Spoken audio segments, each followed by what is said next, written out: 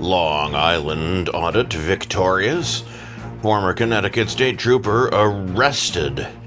Will charges now be dropped against everyone's favorite New York auditor? Was it his GRD, or was Floyd Wallace really terrified of taking a TIK TOK inspired milk challenge? Hey, $30 is $30. Bring on the milk bath, baby. The angry vet stands down from threat to Harford County Deputy. Doesn't want to make the long drive to have Deputy reprimanded. What the what? CHILLE DECASTRO delists his board game, promises to have live streams featuring gameplay, then removes it from pre-sale? Are his dreams of entering the minds of your children through cardboard game pieces gone?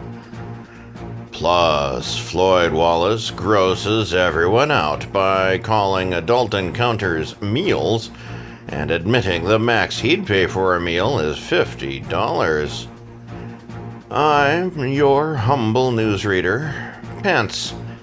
You're basking in the glow of a giant Long Island auditor who has earned nearly $55,000 since July, all for being a jerk to police officer. Will you jiggle his belly and let his pocket change rain down on us with enough money to take us to the Taylor Swiftian levels of auditing insanity?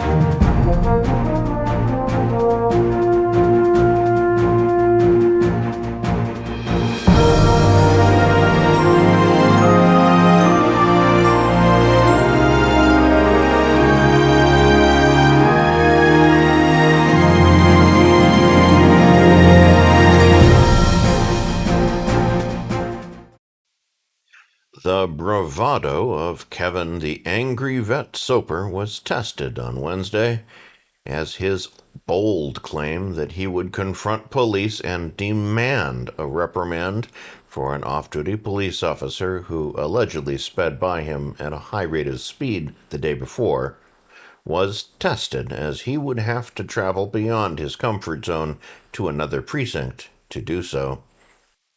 Soper's Tuesday live stream was devoted to an incident he said happened as he was traveling in Harford County, Maryland, when he was passed by an off-duty Harford County Sheriff's Department vehicle doing a high rate of speed with its lights and sirens off. Following the vehicle to the home of the officer and strangely failing to record any of the interaction, Soper said he found the officer, who he identified as Deputy Burns, before Burns's living companion came out and harassed Soper.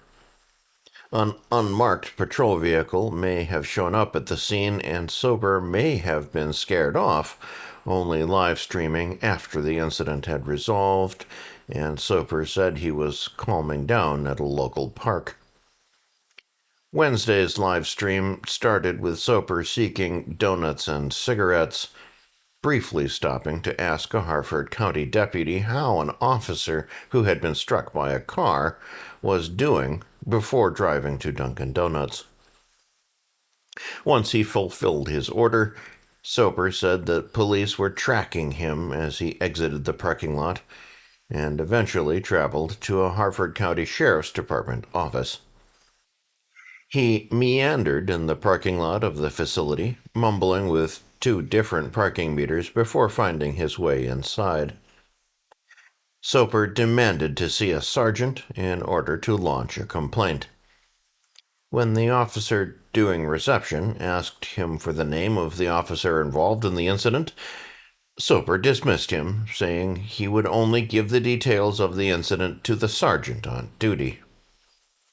Eventually, it would get through to Soper that the officer was asking, as the county was divided in half, and that there were two different sergeants at two different facilities who could handle Soper's complaint, depending on where the deputy worked. Soper named the deputy as Burns and was told that he was out of the southern office. He was given directions to said office and eventually declined to go so far to the south in order to make his complaint. The rest of the video saw Soper again meander around outside of the facility, going up to perceived police vehicles and imagining that there were police officers following him. He would call to make an unspecified appointment with someone, apparently non-police related, and end his live stream soon after. Soper has not mentioned the incident since Wednesday.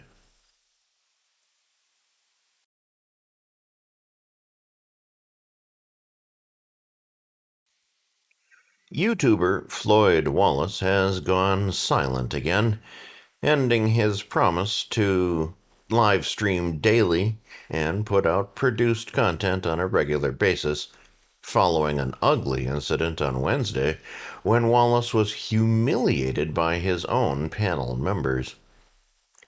Wallace, who has been openly candid about his struggles with depression and other mental illnesses, emerged from his self-imposed exile last week with a live stream announcing that he was in Colombia and he had missed the birth of possibly his first child. Going into graphic detail, the YouTuber said there was a good chance that the baby, a boy, was indeed his son due to medical documentation and an incident with a broken condom that corresponded with the timelines with the child's conception. Wallace has refused to acknowledge the child, however, until the child undergoes DNA testing when he returns home to Nebraska in December. He also has made it clear that if the child turns out to be his progeny, the child's mother will receive minimal child support from him, as the awarding of child support could put his plans to continue his sex tourism lifestyle at risk. His Wednesday exploits saw the possible father start the third week of his potential son's life by being humiliated on his own live stream by panel members who were out to prank the YouTuber with a TIK TOK milk challenge. After the YouTuber admitted that he was broke and open to doing various things to earn quick Cash App assistance, a member of his panel offered him $30 to take part in a TIK TOK challenge where he would go to a supermarket, buy a gallon of milk, and then have a stranger pour it on him outside of the supermarket. Wallace rushed out of his hotel and seemed over-eager to please his panel members, without consulting where he could actually get United States-style liquid dairy milk in Colombia. He ran blindly to any store he could find, dangerously mistaking a road divider for a walkway on a highway at one point. When he eventually made it to a supermarket, Wallace was lost, as there wasn't a dedicated dairy section in the refrigerated area at the back of the store. When he asked a worker, he was directed to a powdered milk area along with various varieties of non-dairy milk. Eventually finding what would pass for cow's milk, Wallace had no idea what a gallon of milk would look like, instead buying 5 cartons of the drink before exiting the store. At this point, Wallace's resolve was tested, as he became too embarrassed to ask a stranger to pour the cartons of milk on him. While he briefly approached a pair of young girls, their lack of response seemed to worry the YouTuber, who now worried about his phone being stolen should he resort to pouring the milk on himself and having someone else record it. Wallace summoned an Uber, while begging for more time to contact a friend or even the apparent prostitute he had planned to meet later in the evening. His requests for more time still falling on deaf ears, he eventually retreated back into his hotel room and ended the live stream. The YouTuber had stated that he was financially strapped and would be live streaming at least once a day and uploading the videos to his various YouTube channels to improve revenue for September. He has yet to go live again after Wednesday's incident.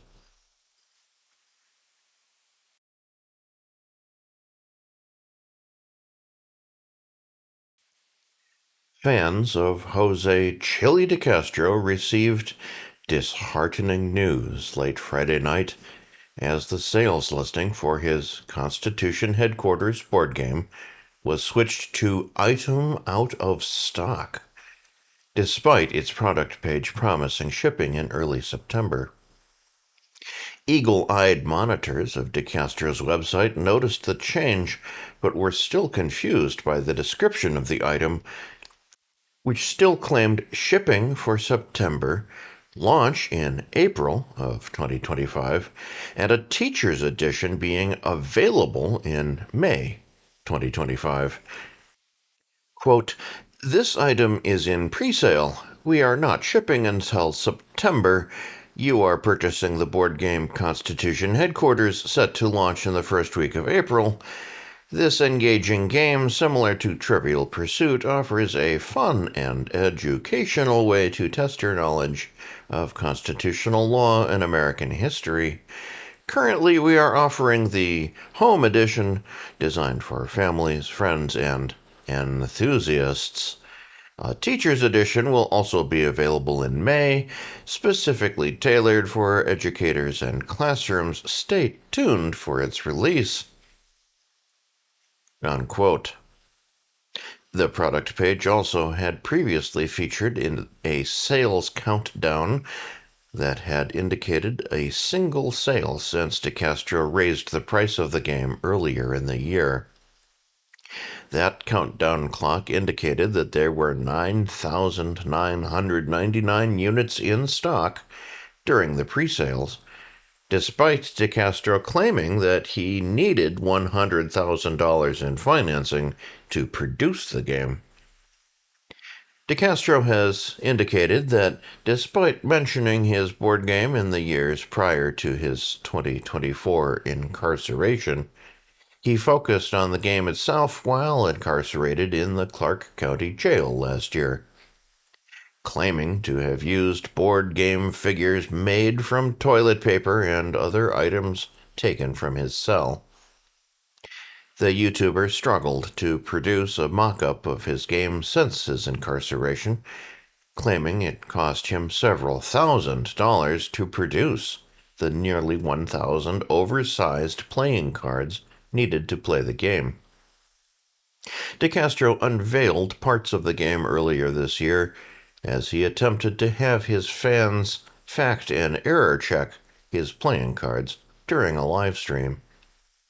He gave up after the first few cards, fresh from their protective wrapping, proved to have significant typos.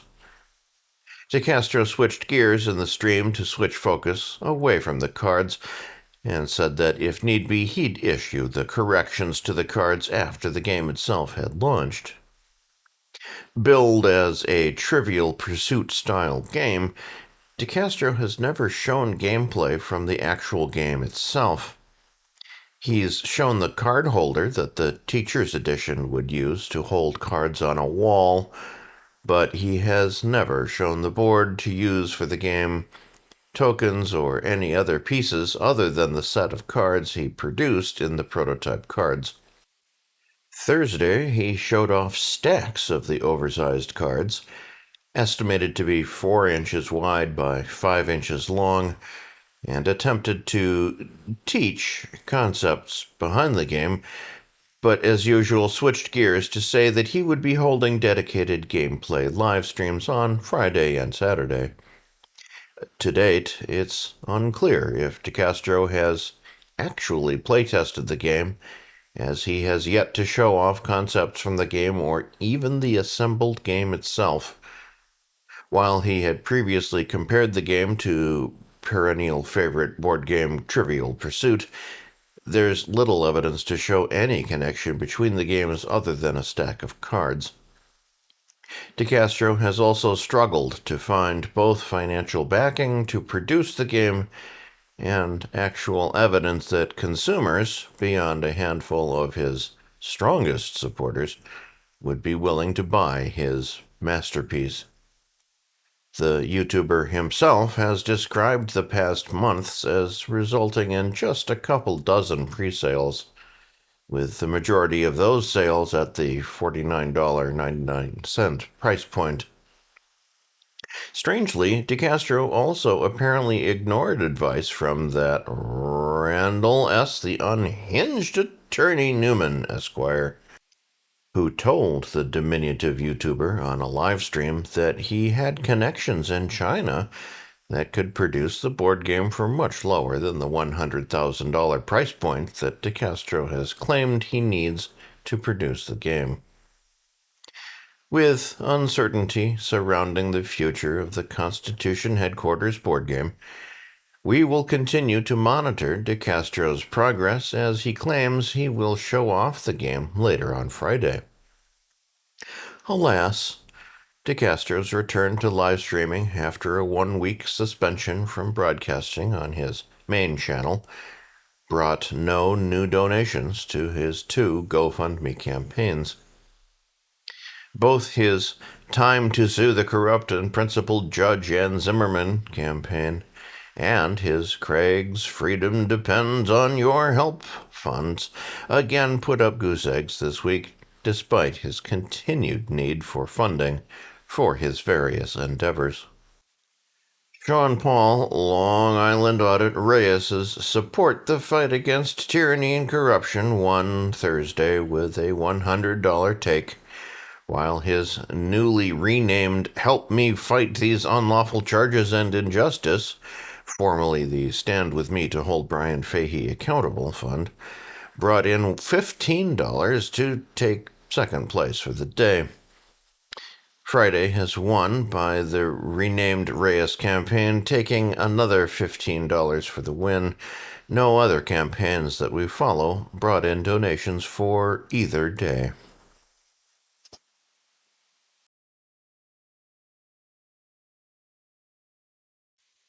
According to published reports, former Connecticut State Trooper Brian Fahey was arrested in Groton, Connecticut on Friday for a single charge of disorderly conduct stemming from an incident with Sean Paul, Long Island Audit Reyes, who had entered his private property to confront the officer. The Groton Police Department's Facebook page announced the arrest. Quote, Town of Groton Police Department charges resident in connection with July disturbance. The Town of Groton Police Department reports that, following a comprehensive investigation by state and municipal officials, a resident has been arrested and charged in connection with a July disturbance at his home. Brian Fahey, age 53, of Groton, was arrested Friday and charged with disorderly conduct. Following a July 11 incident at Fahey's home, the Town of Groton Police Department worked in collaboration with the Office of the State's Attorney, New London Judicial District, to review the matter and provide all records and materials related to the incident.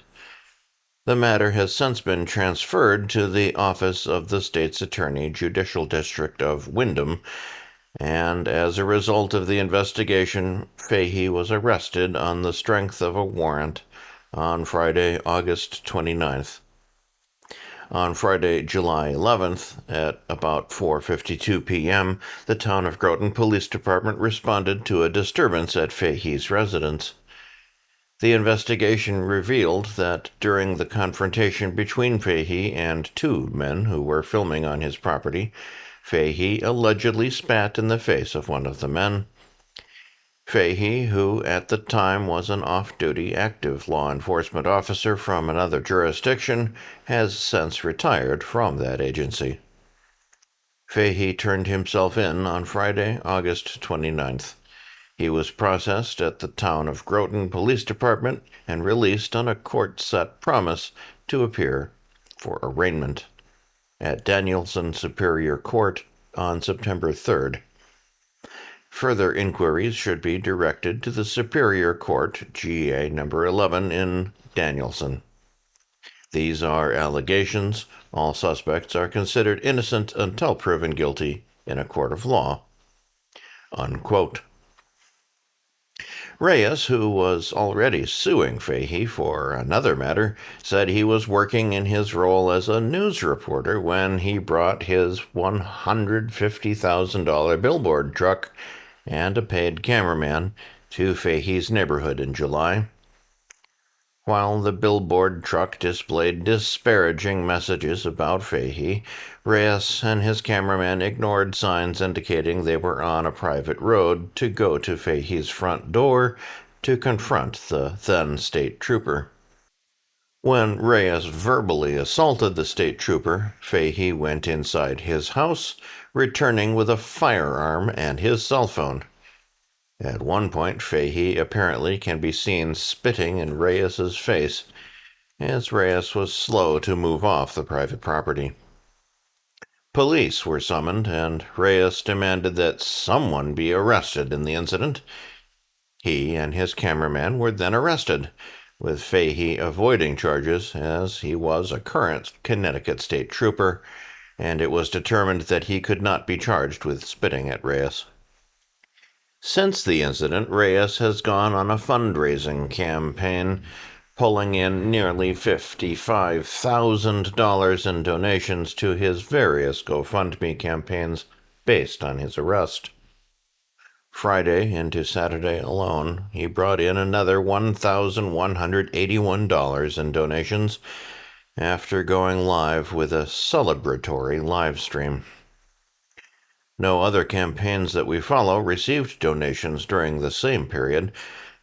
Reyes has used this and other incidents to enhance his lucrative YouTube fame.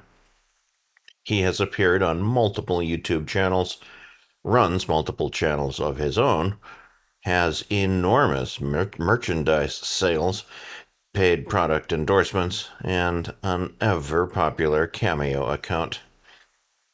In Friday's stream, Reyes indicated that he would be approaching prosecutors to demand that Fahey's charges be expanded and that the former state trooper face significant jail time. He also pushed for a dismissal of the charges that he and his cameraman are facing. This is a breaking news story.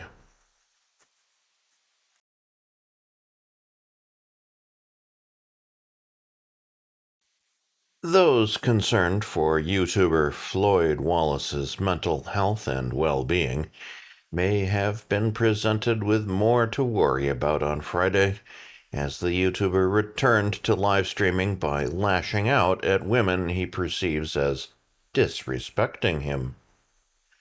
The YouTuber announced that while he was still in Colombia, he has changed tactics in his attempts to hook up with women.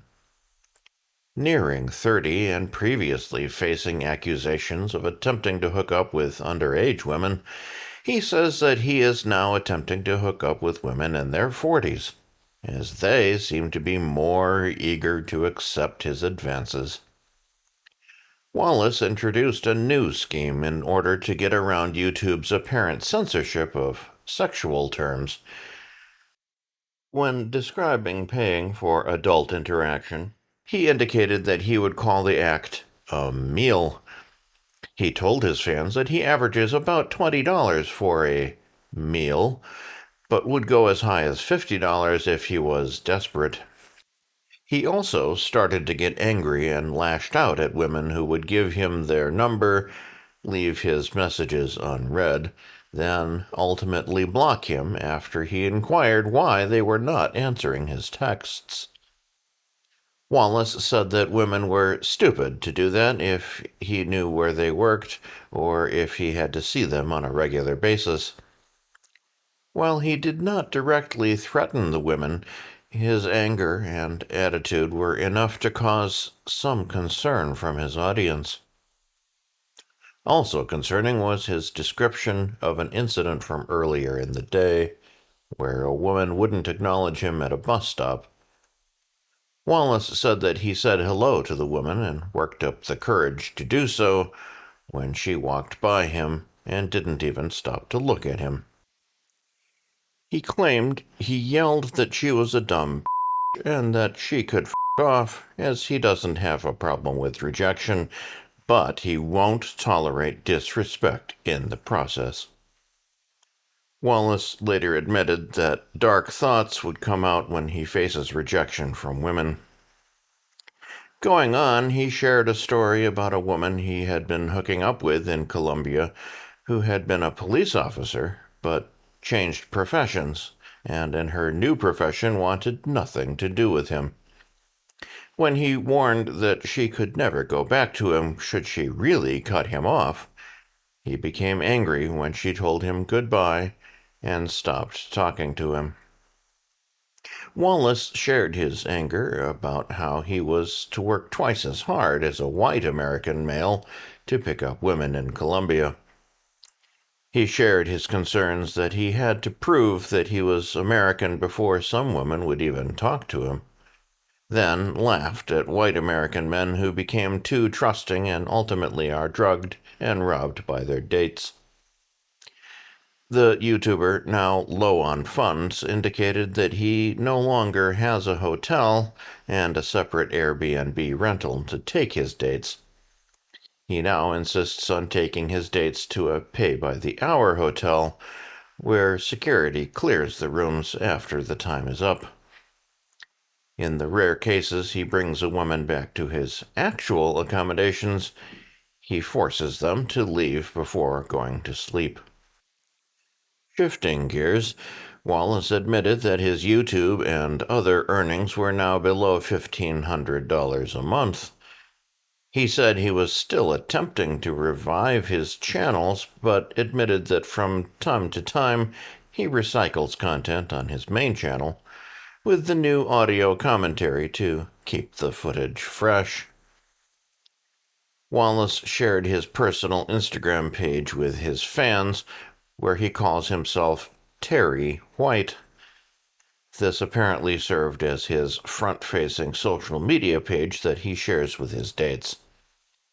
It was updated this week with his most recent conquest, indicating that after he returned to the United States in September, he'd have to save up, and then his next trip would be to Kenya.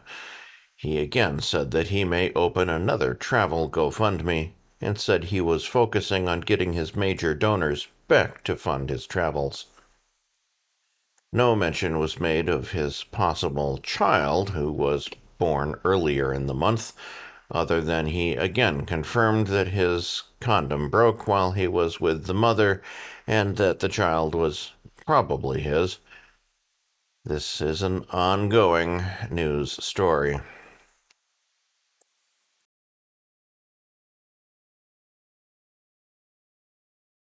We need your help.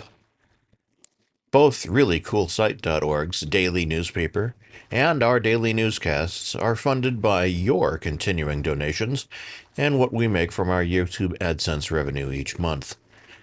If you'd like to contribute to help us keep the lights on, eating, feeding the cats, defending ourselves from lawsuit threats, and writing news stories to feature on both the newspaper and newscast each day, you can do so via a donation to our PayPal, Cash App, or GoFundMe accounts. If you can't afford to contribute, please watch our videos from beginning to end, like, share, subscribe, and comment. You can help by doing next to nothing, and we thank you in advance for pitching in.